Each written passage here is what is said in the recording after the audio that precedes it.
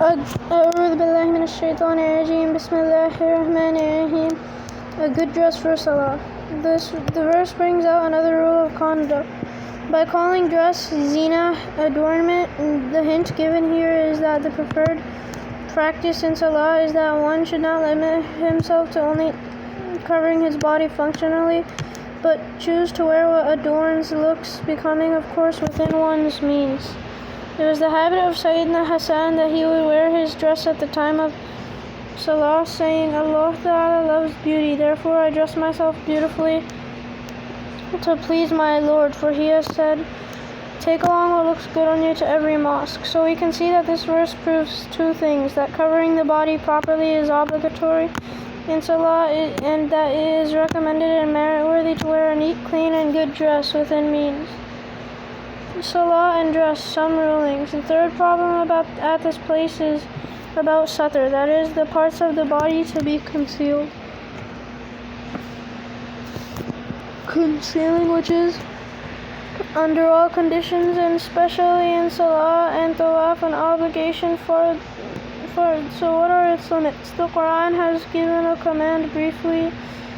Its details have been entrusted with Rasulullah sallallahu alaihi wasallam. He explained it in details. He told us that the satr of men is from the navel to the knees, and the satr of women is the whole body except the face and both palms and feet, which are exempt. All these details appear in hadith narrations. For men, if the body below the navel or if the knees are open, then such a dress is a sin in itself.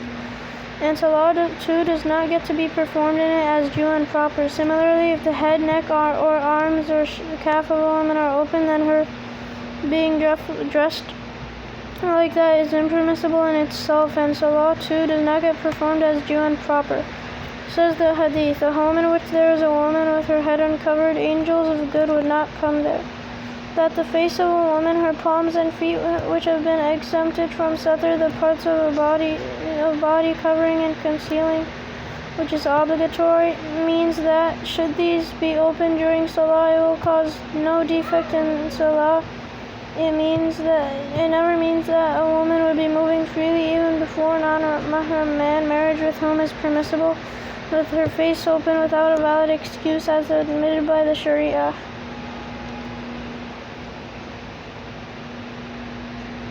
Of Islam. As for this injunction, it is related to the obligation of covering the body properly, satr, which is sign, cua, non for Salah, that is, it stands as if not performed at all. And since what is required in Salah is not the functional covering of the body alone, instead the advice given is to wear a dress which looks good on one. Zina. Therefore, for men to make Salah bareheaded or doing it with shoulders or elbows open is makruh, reprehensible or disliked. Whether the shirt itself be half-sleeved or has been rolled up, the Salah remains makruh after all. Similarly, Salah remains makruh in a dress one would not prefer to wear before friends or in public, as something unbecoming, for example, wearing an undershirt alone, without a shirt, even if it has full sleeves, or skipping the wearing of a cap and making do with some cloth piece or a tiny handkerchief knotted or tucked around the head, when no regular person would like to appear before friends or others in that headwear state. How would that become desirable as a mode of appearance before Allah, the Master of all worlds? That Salah is makruh when offered with bare head, shoulders, and elbows has been inferred from the words, it looks good, of this Quranic verse, and also from the clarifications of Rasulullah sallallahu alaihi wasallam. To recapitulate, it can be said that the injunction in this verse was primarily revealed to eradicate the custom of nudity in pagan Arabia, the age of Jahiliyyah, but the generality of its words yielded other injunctions and rulings as well. Similar is the case with the second sentence in the verse, eat and drink and do not be extravagant, though this too was revealed to erase the custom of Arab Jahiliyyah, that they would take eating good food during the days of Hajj as a sin. But here too the generality of words helps prove many injunctions and rulings. Eating and drinking as needed is obligatory. To begin with, eating and drinking is obligatory on everyone from the point of view of the Sharia as well. If one abandons eating and drinking, despite having the ability to do so, to the limit that he dies or becomes too weak even to fulfill what is obligatory on him, then this person shall be sinning and committing a crime in the sight of Allah. Legality operates until proved otherwise. One ruling deduced from this verse as specified by Al-Jassas in his Ahkam al-Quran is basically all edibles are permissible and halal, lawful unless the unlawfulness or prohibition of something particular stands proved through an evidence of the Sharia. In its absence, everything will be considered permissible and lawful. This was suggested by the fact that the object of eat and drink was not mentioned in the verse. That is, it did not specify what to eat or drink. The masters of Arab diction have clearly established that not mentioning the object on such occasions is an indicator towards its generality. That is, one can eat and drink everything except things which have been declared to be haram, unlawful, impermissible, prohibited, forbidden. Extravagance in eating and drinking is not permissible. The last sentence of the verse, do not be extravagant, proves that eating and drinking is no doubt permissible.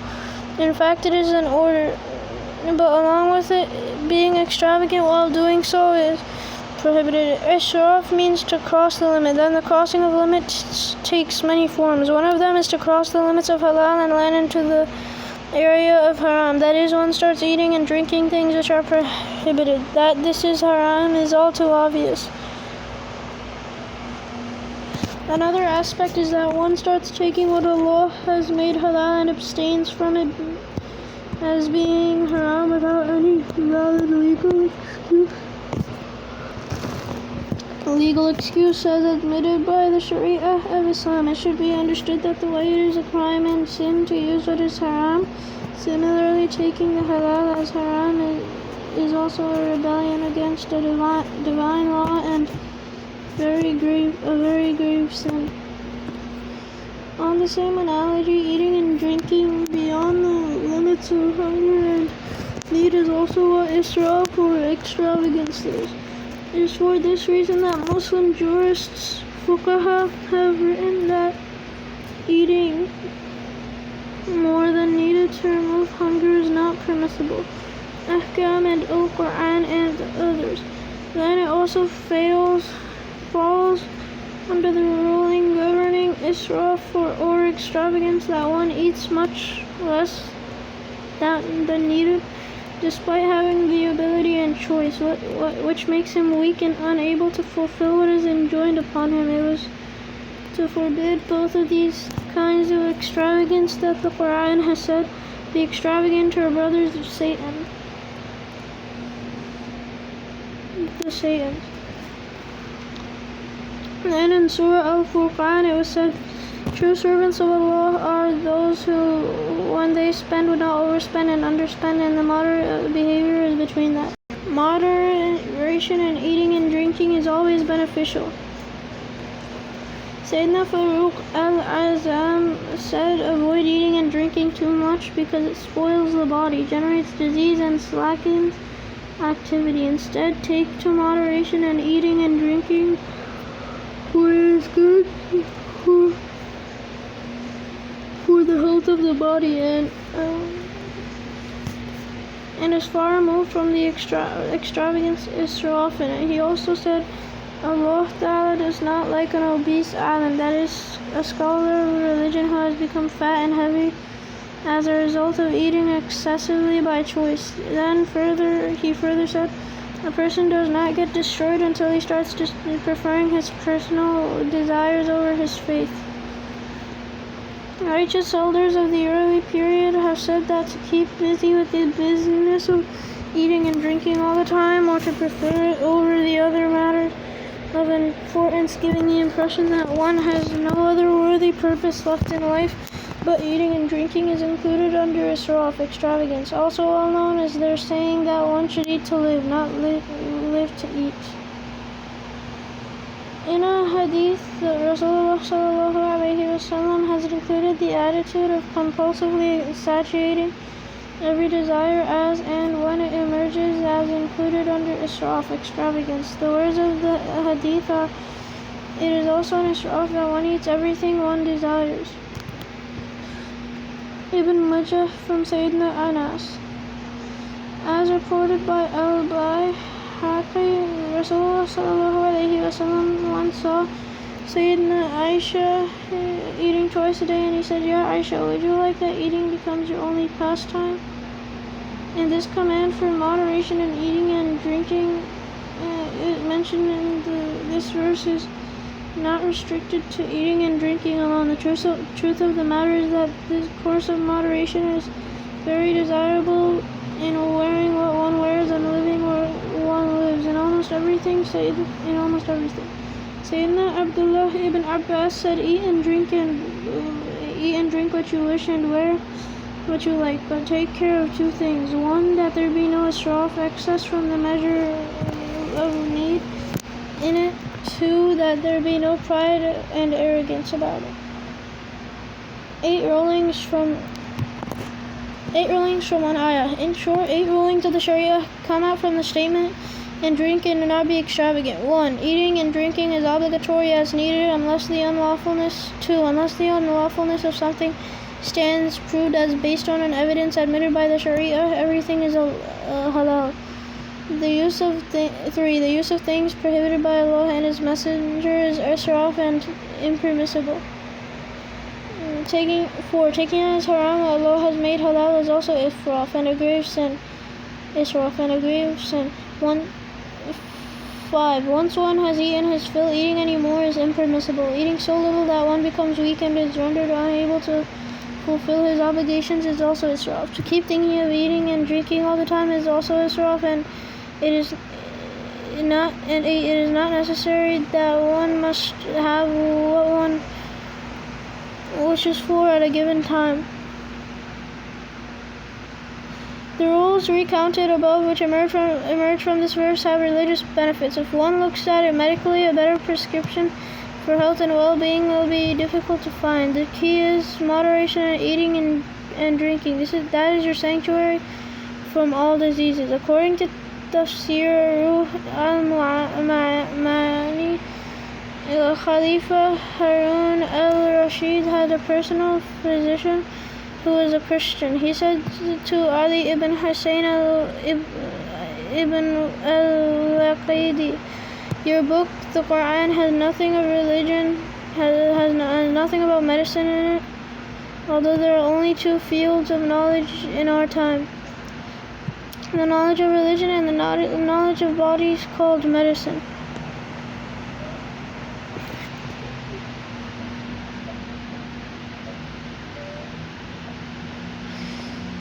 Ali ibn Hussein said, Allah Ta'ala has put the whole science of medicine in half a verse of the Quran. He says, eat and drink and do not be extravagant. Tafsir Ibn Kathir reports this saying with reference to some other righteous elders of the earlier times. Then the court physician asked, Alright, is there something in the sayings of your Prophet about medicine? Ali ibn Hussein replied, Rasulullah ﷺ reduced the whole science of medicine in a few sayings of his when he said that the stomach is the nursery of diseases and abstinence from harmful things is the root of all medicine, and give everybody what it can take as a matter of habit. After hearing this, the Christian physician said, your book and your Prophet have left no medicine for gallinatus. Based on a narration from Sayyidina Abu Hurairah and Shu'ab al-Iman al-Bayhaqi has reported that Rasulullah ﷺ said, The stomach is the reservoir of the body. All arteries and nerves of the body get saturated from this reservoir. If the stomach is in proper order, all veins will return with healthy food from here, and if it is not in proper order, all veins will spread out in the body as carriers of diseases.